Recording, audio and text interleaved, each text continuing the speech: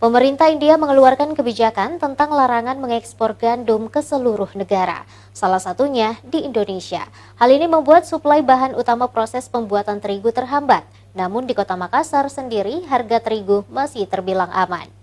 225. Tapi sekarang saya bisa jual 220. Ratusan sak terigu berbagai merek tertumpuk di salah satu toko di Jalan Kangkung Barat, Pasar Terong, Kecamatan Bontoala, Kota Makassar pada Selasa pagi. Pasokan stok tersebut masih terlihat aman walaupun adanya kebijakan pemerintah India terkait larangan mengekspor gandum ke seluruh negara, salah satunya Indonesia. Hingga kini pasokan dan harga terigu di Kota Makassar masih terbilang aman. Hal itu diungkapkan salah satu pedagang terigu, di mana ia mengatakan saat ini harga belum mengalami kenaikan meski ada kebijakan dari pemerintah India. Terigu agak ada sedikit penurunan juga. Naik atau turun lagi? Turun sedikit. Iya, dibanding bulan puasa. Iya. Sekarang dulu Saya berapa jual, Ji? dulu 210, saya jual 200 sekarang sih. Itu satu Sak, satu 25 kilo iya.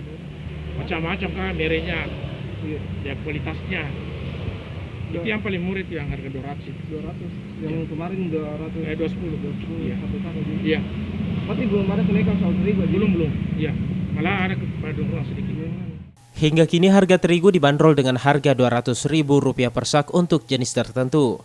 Berbeda dengan terigu untuk roti yang dibanderol dengan harga Rp260.000 hingga Rp270.000 per saknya.